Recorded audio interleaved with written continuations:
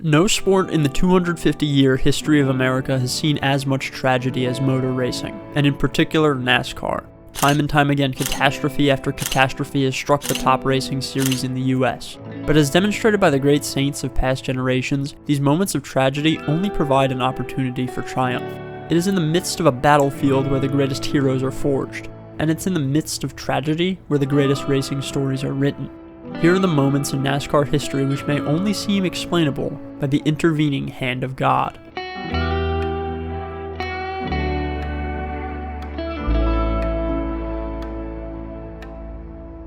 February 2001. The sport just lost Dale Earnhardt. Shock had overcome the racing world as well as the everyday world. Mike Helton, normally the forceful conductor of any room he presided in, could barely get the words out during the announcement. After the initial shock, teams had to turn around quickly and get ready for next week's race at Rockingham.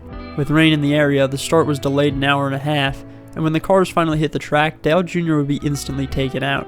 With the fans' main hope for a somber, redemptive victory removed from contention, the race continued on. But on lap 44, something strange happened. Steve Park, a member of the late Dale Earnhardt's team, took the lead from the eventual champion Geoff Gordon. Park was a young up-and-comer who hadn't yet fully found his footing. He was hired by Dale himself in 1996. When Park got calls from him, he wouldn't even answer them because he thought he was getting pranked. But with enough time, the man in black got through to him and signed him up as his next driver. Despite his good moments, Park had never been one to lead a ton of laps and control the race. But seemingly miraculously, after taking the lead from Geoff Gordon on lap 44, Park, a one-time winner in the Cup Series, would run a dominant race. He held off Gordon, Tony Stewart, and defending champ Bobby Labonte even through a late push in the race, and he claimed the checkered flag at the Rock for the second and final time in his NASCAR career. The emotions were overflowing, obviously due to the connection Park had had with Earnhardt. An extraordinary anomaly, Steve Park in his entire career led 1,000 laps. 167 of those laps led were at Rockingham the week after Dale died. Park would lead over 500 laps in 2001. With 450 of them coming within the next 6 weeks after Dale's death. So Park led almost half of his entire career's worth of laps in a month-and-a-half span following the tragic death of his team owner. He almost immediately fell into the back half of the field after this stretch, and unfortunately for him, an injury at the end of the summer would change the entire course of his career. But how was any of it even possible? How on earth did Park go from a solid driver in 2000 to a championship threat for 2 months, to never being competitive again in the Cup Series? Perhaps just a set of coincidences. He was beginning to find his footing anyway, then the injury knocked his career off course. But that doesn't explain why he struggled so badly from April through August. And it further doesn't explain the sudden dominance at the Rock that day. Again, maybe you chalk it up as a coincidence, but this next one might make you think twice. When NASCAR returned to Daytona less than 5 months after the death of Earnhardt, emotions rose high once again. Would the drivers feel differently entering Turn 4, knowing that last time one of their friends didn't make it out? Regardless, the air just felt different at this Pepsi 400. In the past, this race had seen the president landing aboard Air Force One just behind the backstretch, and meanwhile it still seemed this race would be more monumentous than any other in the sport's history. Dale Jr. dominated the vast majority of the race. He made it look like a video game on 0% difficulty, just untouchable from the start until just prior to the end when there were some pit troubles. Despite this, Jr. sliced and diced quickly back up from 6th to 1st to win one of the most emotional sporting events to ever take place. How fitting could it be that the man's own son would return to victory lane for the first time since his father's death at the very same track that they last raced side by side? Not just a redemption, but a fearless conquering of the dangerous Daytona International Speedway. And it was a night where not a soul in the stands was cheering against Dale Earnhardt Jr., and with the domination that took place, perhaps not a soul in heaven either. Now, for most people, this is where the 2001 story ends, but I would like to throw one more hat in the ring. After the September 11th attacks in New York City, NASCAR postponed their race the upcoming weekend at New Hampshire. With the nation reeling and patriotism and emotion at their highest levels ever, NASCAR's return to racing at Dover pulled out all the stops for the fans to be able to enjoy some recreation again. But at the end of the race, how fitting could it be that once again, the main character of the season, the fan favorite who millions of NASCAR fans across the states had adopted, would go on to win and parade out the American flag in celebration. Each of these events in 2001 on their own might be chalked up individually to coincidence, but when you add them all together, it seems like something bigger is at play here. Dale's the one who taught me how to drive this place, and thank God for this. He's been with us all weekend. You could talk about 2001 for hours. There's an entire race in here that I skipped over, but I don't have too much more to say that hasn't already been said. And there's plenty more miraculous moments in NASCAR history, so let's keep going. Bristol Motor Speedway, 1990. All was normal in the NASCAR Busch Series until... Bad crash over in turn 2. Michael Waltrip has hit the wall hard. The car is upside down. Michael Waltrip's car was demolished. He hit the outside wall right in the spot where the gate was to exit the track, and it tore apart his car so badly that you couldn't even tell which way was up. The announcers falsely stated that the car was upside down. As track workers began efforts to remove Michael from the car, the damage became more apparent, and a deep silence fell over the broadcast. The cameras quickly cut away from the wreckage to the wall, and the broadcast quickly cut to commercial. An impact so hard, a car so destroyed, and a man laying in the driver's seat totally exposed with his head slumping left the spectators speechless. It was more than just fearing the worst. People felt like they knew what they had just seen. But after a period of deep stress and concern, it was revealed that somehow Michael Waltrip had survived the crash. And he wasn't even in critical condition or anything, as his older brother revealed. I thought he was hurt. I walked up there and the car is gone, everything's gone, and the roll cage is all bowed up. I looked at him, he looked up at me and winked. So, Mom, Dad, he's a Waltrip. He's got a pretty hard head. And it wasn't just his brother who gave us an interview. Shortly after this, Michael himself answered questions. A little bit shell-shocked, but totally unscathed in any other sort of way. He even got us all to laugh a bit, as he always does. Yeah, Ben, I think I'm all right. Got some contusions and a little bit of confusion, but that's probably not too unusual. Well, you need to rest up because, baby, let me tell you, you ain't going to believe the pictures you're going to see when you see them. Hope we did a good job for Kool-Aid anyway. That's our first race. How on earth Michael Waltrip was able to survive that crash, to this day, I still don't understand.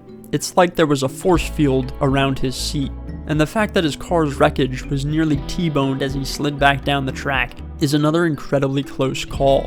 Surely a testament to the safety of the cars even back then in the early 90s, but also, as Darrell Waltrip put it best in 6 words, Just praise God, Ben, he's alive.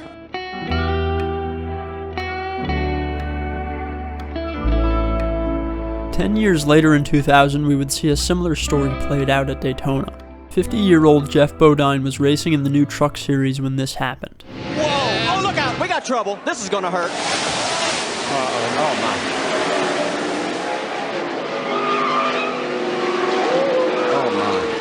Never, in my knowledge of the history of NASCAR broadcasts, has there been a group of announcers more sure that a driver was dead. Complete and utter silence fell over the track. The broadcast quickly cut to commercial. NASCAR's actually released the footage from during the commercial break, and there's an eerie, haunting feeling you get from listening to the announcers trying to sort out spectator injuries, cars involved, and just generally trying to keep their composure in the midst of tragedy. For 10 long minutes, the broadcast trudged on in this depressive, lifeless state. That was until Bodine was seen on the stretcher. Instantly, you could hear the relief in the voice of the announcers. I don't know about you guys, but I'm breathing a little bit better right now. So much relief that it almost becomes shocking, impossible, like a man coming back from the dead. How in the world was he still alive? He hit the catch fence at 190 miles an hour. A wreck so bad that the entire truck was engulfed in flames, shredded down to the roll cage. Bodine was partly laying on direct asphalt. His gloves flew off his hands, and his truck's motor was flung out and landed a football field away from the chassis. This, by all means, should never be survivable, but Bodine took it like a champ, and when it was all said and done, he was discharged from the hospital with only a handful of broken bones and a concussion. In fact, Bodine missed less than 2 months of racing, and returned to run a dozen races in the Cup Series later that season. And keep in mind, we're not talking about some 22-year-old rookie with a head harder than lead. Bodine was a 50-year-old man in the twilight of his career. He trucked on forward for another 10 years until he was 60.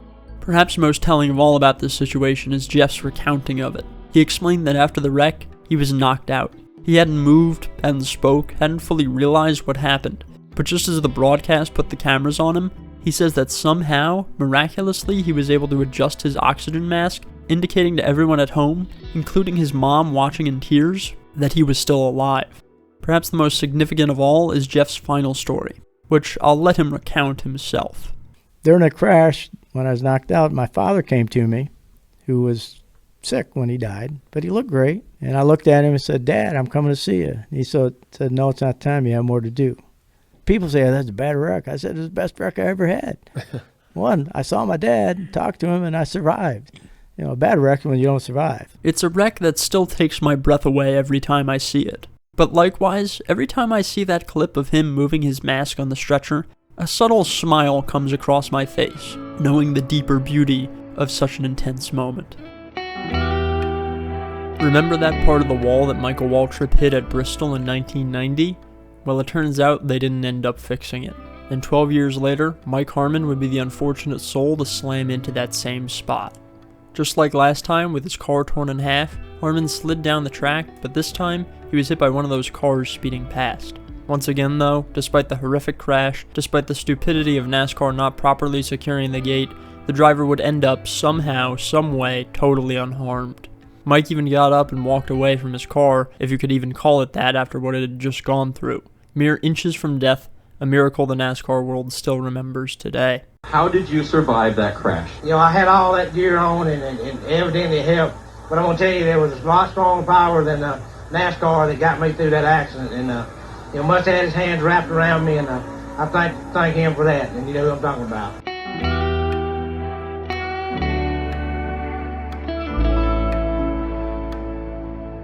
In 2004, Dale Jr. was racing in the American Le Mans Series at Sonoma. He lost control and had an average spin, which resulted in him backing into the wall and coming to a stop in the middle of the track. Just when the wreck seemed over, his car suddenly burst into flames. Apparently stunned by the wreck, Jr. sat there for a moment while the flames engulfed the entire cockpit. After a while, he opened the door and bizarrely flopped out of the car head first. He laid down for a moment, then suddenly ran a couple of feet away, then stopped again. The whole incident was strange and deeply confusing. Why did he get out of the car like that? Why didn't he just get out of the car quicker, considering he surely wasn't knocked out because he didn't hit the wall that hard? There could only be one way to find out, and that was to ask Jr. himself. Dale explains that going into the event, the whole thing was a unique experience. When he crashed, his initial reaction was one of great discontent of having ruined this special opportunity for him and his co-driver Boris said. He just kinda sat there as the fire grew, not truly believing how big the flames were until he saw them enter into his visor. Dale finally realized that he needed to get out, but didn't have the muscle memory to open the door like he did for lowering the window net and climbing out in a NASCAR stock car.